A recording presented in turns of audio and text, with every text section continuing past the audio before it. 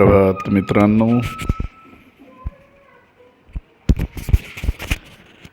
आज विचारधनमध्ये वास्तव या विषयावर बोलूया. वास्तव म्हणजे रियालिटी ॲज ॲक्च्युअल. तर कधीकधी काय होतं की आपण अवास्तव विचार करत असतो आणि त्यामुळे मे बी भविष्यातील इच्छा, स्वप्न किंवा भूतकाळातील काही घटना यांचा इम्पॅक्ट, याचा परिणाम आपल्या विचारसरणीवर होतो आणि त्यामुळे अवास्तव असा विचार आपल्यात येतो आणि त्याप्रमाणे आपली वर्तणूक होते. तर वास्तव स्वीकारण्यामध्ये सर्वप्रथम आपण जसे आहोत तसे स्वतःला स्वीकारा. आणि आपल्या प्रत्येकाकडे एक दृष्टी असते, त्रयस्थ, थर्ड आय विजन म्हणू आपण. ते एक तिसरा एक डोळा असतो आपल्याकडे. त्याचा वापर करायचा आणि समजून घ्यायचं जगाच्या दृष्टीनं आपली अवस्था काय आहे. जगाच्या दृष्टीनं म्हणजे इतरांच्या. तर अशा अनेक पद्धतीनं तुमच्या अवस्था कळतील तुम्हाला, कारण व्यक्ती तितक्या प्रकृती असतात. त्यामुळे अडकायचं नाही, पण समजून घ्यायचं की सर्वसाधारण समाजव्यवस्थेमध्ये तुमची प्रतिमा काय आहे, किती रिस्पेक्टफुल आहे. तर याचा विचार होणं गरजेचंच आहे. खूप जणं म्हणतील आम्ही दुसऱ्यांचा विचार करत नाही, दुसरे काय विचार करतात, आम्हाला करायचं ते करतो. ते ठीक आहे, दॅट इज ओव्हर कॉन्फिडन्स म्हणू शकतो आपण.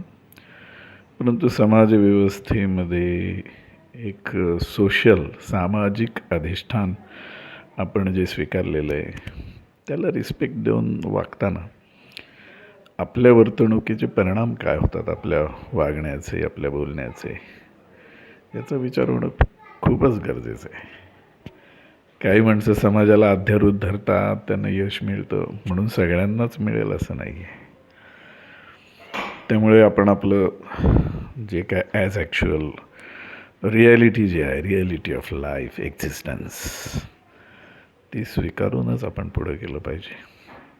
म्हणजे आपण त्याचा पॉझिटिव्ह टर्नआउट कसा होतो की आपण we respect every one around, every situation, the nature around.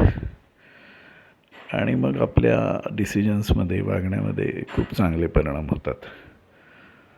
तर मित्रांनो, मला असंच वाटतं की असा विचार, विश्वासू विचार वास्तवाबद्दलचा होणं फार आवश्यक आहे.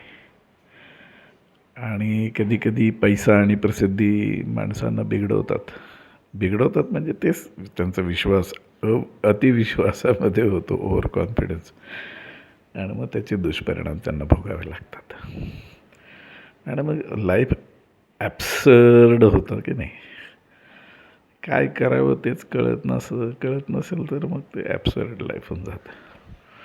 ॲब्स्ट्रॅक्ट, ॲब्सर्ड हे आर्टिस्टिक जरी कन्सेप्ट्स असल्या तरी त्याचा सायकोलॉजिकल इम्पॅक्ट माणसाच्या अवस्थेवरती, मनस्थितीवरती जो होतो तो निगेटिव्ह असतो. आणि त्यातनं बचाव झाला तर आपण स्वतःला नक्कीच भाग्यवानच समजलं पाहिजे. तर असा हा विश्वास, द कॉन्फिडन्स, तो कसा वाढतो. तर पहिली गोष्ट म्हणजे तुम्हाला जगामध्ये कशाला शत्रू पाहिजेत असं म्हणणं सुद्धा ओव्हर कॉन्फिडन्सचा भाग आहे. पण तुम्ही कितीही चांगले असा, तुम्हाला शत्रू हे असतात. जलसी असते तुमच्याविषयी. काहींना काही देणं घेणं नाही, संपर्क नाही, संबंध नाही, पण तुमच्या प्रसिद्धीमुळे तुम्ही त्यांना माहिती असतात आणि ते जलस असतात तुमच्याविषयी. काय संबंधही नाही बरं का, म्हणजे तुम्हाला माहिती नसतात ती लोक, पण ते तुमचे शत्रू असतात.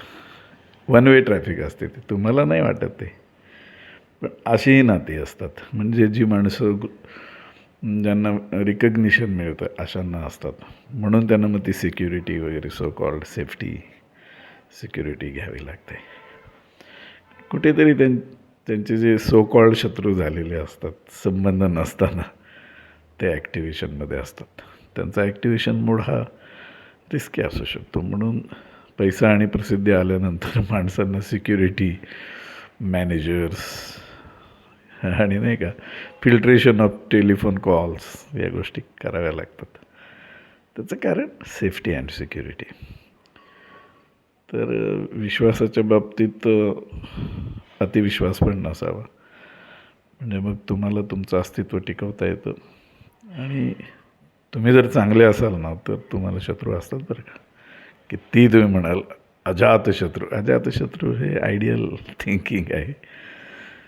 पण त्याचाही जास्त विचार नसतो करायचा. कारण तुम्ही कोणाचं वाईट नाही करत तर तुमचंही कोणी वाईट करू इच्छिणार नाही. हा पॉझिटिव्ह थॉट आहे. पॉझिटिव्ह थॉट असला पाहिजे. पण नॅचरल इन्स्टिंक्ट आहे प्रत्येकाला आपली सिक्युरिटी सांभाळता येतेच, सांभाळली पाहिजे. आणि अवेलेबल रिसोर्सेसचा योग्य वापर केला पाहिजे. तर हा भाग विश्वासाचा आहे. आणि विश्वास हा तुमच्या मानसिकतेवर वैचारिक बैठक, ज्याला फिलॉसॉफिकल बेसलाईन आपण म्हणतो आयुष्याची, त्याच्यावर अवलंबून असतो. You don't have to worry much about it. त्यामुळे happy Sunday to all of you. Just enjoy your Sunday within limits. विश्वासाने एन्जॉय करा. Thank you very much. Good day.